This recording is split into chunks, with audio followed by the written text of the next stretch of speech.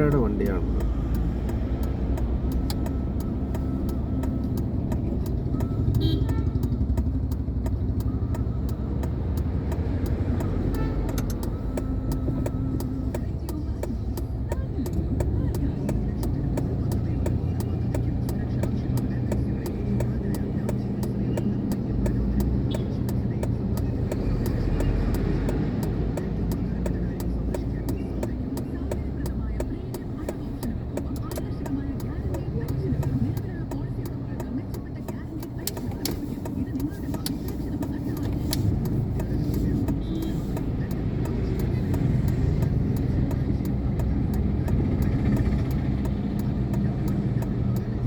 തിരിക്കാൻ പറ്റുന്നുണ്ടാവും.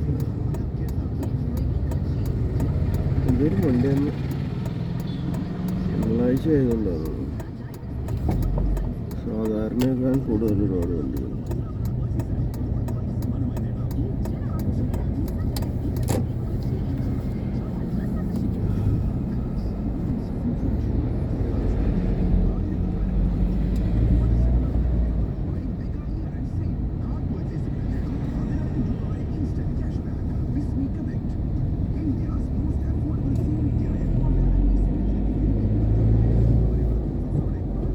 തിങ്കളാഴ്ച പൊതുവെ റോഡിൽ ഇത് നമ്മുടെ ഇത് മഹീന്ദ്രയുടെ വണ്ടി. അടിപൊളി വണ്ടി കേട്ടോ മഹീന്ദ്രയുടെ വണ്ടികളൊക്കെ.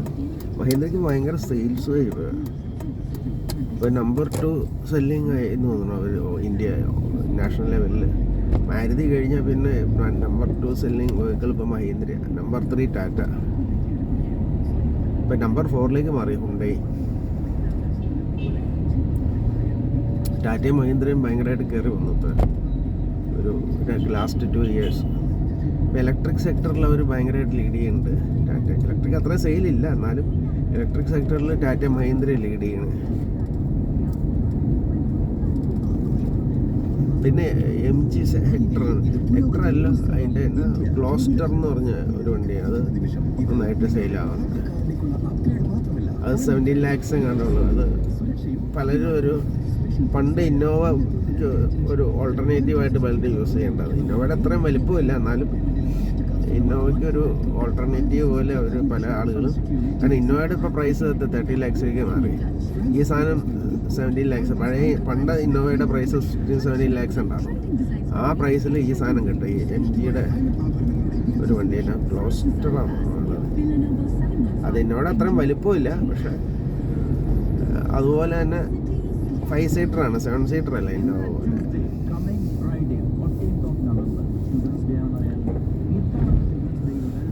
പക്ഷെ മൈലേജ് ഉണ്ട്. അതായത് 300, അതിൻ്റെ ഏറ്റവും ബേസ് മോഡലിന് 300 കിലോമീറ്റർ ഉണ്ട്. മറ്റേ ബാറ്ററി കപ്പാസിറ്റി കൂടിയ മോഡലിന് കൂടുതൽ കിലോമീറ്റർ ഉണ്ട്. അപ്പോൾ മിക്കവാറും അത്യാവശ്യം ആളുകളുടെ ഒക്കെ കാര്യങ്ങൾ നടക്കേണ്ടതാണ്. ഇത് മേടിച്ച ഒരാൾ എൻ്റെ റിലേറ്റീവ് മേടിച്ചിട്ടുണ്ട്. പുള്ളി കുറഞ്ഞ 17 lakhsനാണ് പുള്ളി മേടിച്ചത്. അത്യാവശ്യ കാര്യങ്ങളിൽ നിന്ന് എറണാകുളം പോകണം. പുള്ളിയുടെ വീട്ടിൽ നിന്ന് 35 കിലോമീറ്റർ ഉണ്ട് എറണാകുളം. അപ്പോൾ ഡെയിലി പുള്ളി ട്രാവൽ ചെയ്ത് പോകുന്നതാണ്. അപ്പോൾ 2 ദിവസം കൂടുമ്പോൾ ചാർജ് ചെയ്താൽ മതി. പുള്ളി 2 ദിവസം കൂടുമ്പോൾ ചാർജ് ചെയ്യുന്ന പറഞ്ഞു. അതായത് ഫുള്ള് പോണവരങ്ങ് വെയിറ്റ് ചെയ്യാറില്ലാന്നാണ്. വീട്ടിൽ കുത്തിയിട്ടാൽ മതിയില്ല. അപ്പോൾ 2 ദിവസം കൂടുമ്പോൾ ചാർജ് ചെയ്യും. വൈകുന്നേരം കാറ് വന്നു കഴിയുമ്പോൾ ചാർജ് ചെയ്തിട്ടിട്ട് രാവിലെ ആകുമ്പോഴത്തേക്ക് അത് ഫുൾ ചാർജ് ആകുമ്പോൾ ഓട്ടോമാറ്റിക് കട്ട് ഓഫ് ആകുന്നു. അപ്പോൾ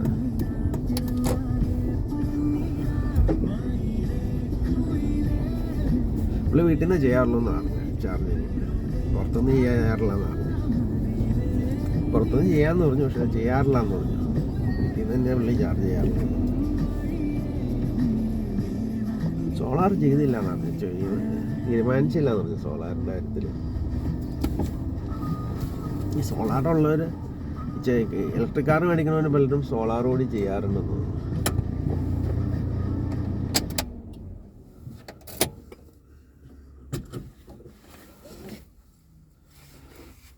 സോളാറിൻ്റെ പ്രശ്നം എന്ന് പറഞ്ഞു കഴിഞ്ഞാൽ ഇപ്പോൾ ഈ സോളാർ ഇപ്പോൾ 2100 പ്ലസ്സായി മെഗാവാട്ട്.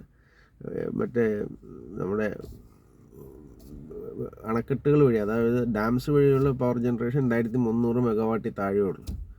അപ്പോൾ സോളാറും ഇപ്പോൾ അത് 6 മാസം മുമ്പുള്ള റെക്കോർഡാണ്. ഇപ്പോൾ ഏതാണ്ട് സോളാർ ഓവർടേക്ക് ചെയ്ത് കാണും ഡാംസിൽ നിന്നുള്ള പ്രൊഡക്ഷന്. റൂഫ് ടോപ്പ് സോളാറാണ് കൂടുതൽ, പിന്നെ അല്ലാതെ സോളാറുണ്ട്, അത് 10-700 മെഗാവാട്ടുള്ളൂ. റൂഫ് ടോപ്പാണ് കൂടുതലും വരുന്നത് കേരളത്തിൽ. അതിങ്ങനെ കൂടിക്കൊണ്ടിരിക്കുക. അതൊരു 5000 എക്സീഡ് ചെയ്യുന്ന പറഞ്ഞൊരു മെഗാവാട്ട് എക്സീഡ്. ഇപ്പോൾ ഏതാണ്ട് 2500 എക്സീഡ് ചെയ്ത് കാണും. അത് അധികം താമസിക്കാതെ തന്നെ 5000 മെഗാവാട്ട് എക്സീഡ് ചെയ്യും. ഇപ്പോൾ ഇനി ചെയ്യേണ്ട ഒരു കാര്യം എന്ന് പറഞ്ഞാൽ നാഷണൽ ലെവലിലും സ്റ്റേറ്റ് ലെവലിലും പ്രധാനമായിട്ട് ചെയ്യേണ്ട ഒരു കാര്യം, നമ്മൾ ഡിസ്ട്രിക്ട് ലെവലിൽ ഇതിന് സ്റ്റോറേജ് അവരുടെ മറ്റേ എല്ലാ ഡിസ്ട്രിക്റ്റിലും സ്വന്തമായിട്ടൊരു സ്റ്റേറ്റ് ഇലക്ട്രിസിറ്റി ബോർഡ് ഉണ്ട്. ഇപ്പോൾ സെൻട്രൽ ഗവൺമെൻറ് അവരുമായിട്ട് വർക്ക് ചെയ്യാൻ പറ്റുള്ളൂ. അതായത് പ്രൈവറ്റ് പ്ലേയേഴ്സായിട്ട് സെൻട്രൽ ഗവൺമെൻറ് വർക്ക് ചെയ്യാൻ പറ്റില്ല. അപ്പോൾ ഈ സ്റ്റേറ്റ് ഗവൺമെൻറ്റിൻ്റെ കീഴിലുള്ള മറ്റേ ഇവരുമായിട്ട് സെൻട്രൽ ഗവൺമെൻറ് സ്റ്റേറ്റ് ഗവൺമെൻറ്റും കൊളാബറേറ്റ് ചെയ്ത് ഇതിന് സ്റ്റോറേജ് ഫെസിലിറ്റീസ് സ്റ്റേറ്റ് വൈസ് കൊടുക്കണം.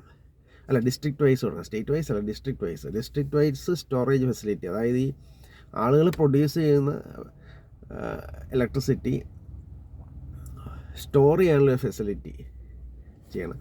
കാരണം ഇത് ഇനിയിപ്പോൾ ഈ സോളാർ ഇലക്ട്രിസിറ്റി ഒരുപാട് പ്രൊഡ്യൂസ് ചെയ്തുകൊണ്ടിരിക്കുക. അത് വളരെ ചീപ്പ് റേറ്റിലാണ് ഗവൺമെൻറ് കിട്ടുന്നത്. 2.8 റുപ്പീസോ 3 റുപ്പീസോ ലെസ് ദാൻ 4 റുപ്പീസിനാണ് ഗവൺമെൻറ്റിന് കിട്ടുന്നത് ഈ പ്രൈവറ്റ് പ്ലേസ്. അപ്പോൾ അത് സ്റ്റോർ ചെയ്യാനുള്ളൊരു ഫെസിലിറ്റി അത് സെൻട്രൽ ഗവൺമെൻറ് സ്റ്റേറ്റ് ഗവൺമെൻറ്റും ചെയ്ത് ഡിസ്ട്രിക്ട് വൈസിൽ ചെയ്യണം.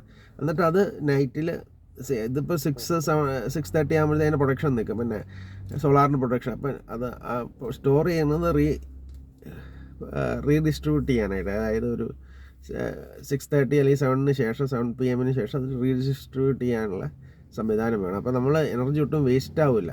വേസ്റ്റ് ഉണ്ടാവും, നമ്മൾ സ്റ്റോർ ചെയ്യുന്നതിന് 90% റീഡിസ്ട്രിബ്യൂട്ട്, 10% എപ്പോഴും വേസ്റ്റ് വരും, അത് വിട്ട് കളയാം. അപ്പോൾ അത് സ്റ്റോർ ചെയ്തിട്ട് റീഡിസ്ട്രിബ്യൂട്ട് ചെയ്യാനുള്ള ഫെസിലിറ്റി വേണം. ആ ഒരു ഫെസിലിറ്റി കൂടി വന്നാലാണ് ഈ സോളാറിന് നമ്മൾ 100% ആവുള്ളൂ, 100% സക്സസ് ആവുള്ളൂ. എനിക്ക് തോന്നുന്നത് കേരളത്തിൽ സോളാറും മറ്റേ വിൻഡ് കുറവാണ്. പാലക്കാട് പോലെയുള്ള കുറച്ച് സ്ഥലത്ത് വിൻഡ് വെക്കാൻ പറ്റുള്ളൂ. കാരണം വിൻഡിന് നല്ല കാറ്റ് വേണം. അതാ വെസ്റ്റേൺ ഗാർഡ്സിനോട് ചേർന്നുള്ള ഏരിയകളിലാണ് അത്രയും കാറ്റുണ്ടാവുകയുള്ളൂ.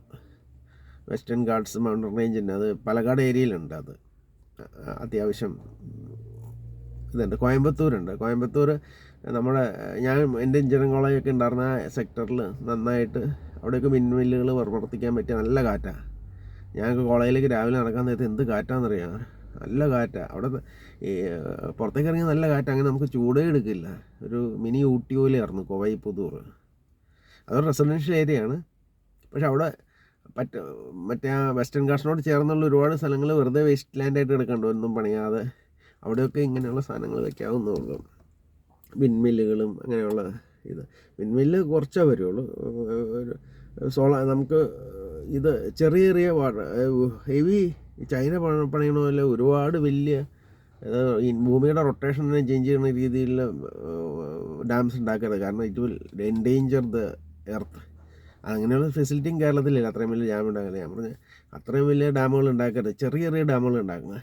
അതായത് നമ്മുടെ ഇത് അഫക്റ്റ് ചെയ്യും. ഇപ്പോൾ വലിയൊരു ഡാം ഉണ്ടാക്കണേക്കാളും ഭേദം ചെറിയ 10 ഡാം ഉണ്ടാക്കി കഴിഞ്ഞാൽ ഈ സെയിം പവർ തന്നെ കിട്ടും.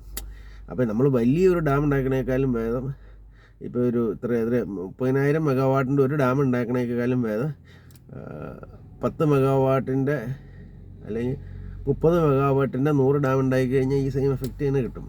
അപ്പോൾ നമ്മൾ ഒരു സിംഗിൾ ബിഗ് ഹ്യൂജ് പ്രോജക്റ്റ് നോക്കണേക്കാളും ചെറിയ പ്രോജക്റ്റുകളായിട്ട് കേരളത്തിൽ തന്നെ ഇഷ്ടംപോലെ വാട്ടർ സപ്ലൈ ഏരിയാസ് ഉണ്ട്, വെള്ളച്ചാട്ടങ്ങളുണ്ട്. അപ്പോൾ ചെറിയ സ്മോൾ പ്രോജക്റ്റിൽ നിന്ന് നമുക്ക് ഇതിൽ നിന്നുള്ള മറ്റേ വാട്ടർ ഇലക്ട്രിസിറ്റിക്ക് മാക്സിമം ടാപ്പ് ചെയ്യാൻ പറ്റും. പിന്നെ സോളാർ ഫുള്ളായിട്ട് ടാപ്പ് ചെയ്യും. ഇത്രയും കാര്യങ്ങൾ ചെയ്ത് കഴിഞ്ഞാൽ ഐ തിങ്ക് കേരളത്തിൽ അബുണ്ടൻ്റ് ഇലക്ട്രിസിറ്റി ഉണ്ടാകും. സോളാർ ടാപ്പ് ചെയ്യണത് മാത്രമല്ല, അത് സ്റ്റോറേജിനൊരു ഫെസിലിറ്റി കണ്ടുപിടിക്കണം. അതിനൊരു ഫെസിലിറ്റി കണ്ടുപിടിക്കണം. അത് വലിയ സ്റ്റോറേജ് യൂണിറ്റുകൾ നമ്മൾ ഉണ്ടാക്കി അത് സ്റ്റോർ ചെയ്യണം. എന്നിട്ട് സ്റ്റോർ ചെയ്ത് നൈറ്റിൽ ഡിസ്ട്രിബ്യൂട്ട് ചെയ്യണം. അത് ഡിസ്ട്രിക്ട് വൈസ് അതിനുള്ള ഫെസിലിറ്റി വേണം. അത് കേരളത്തിൽ പാൻ ഇന്ത്യ ലെവലിൽ വേണ്ടി വരും.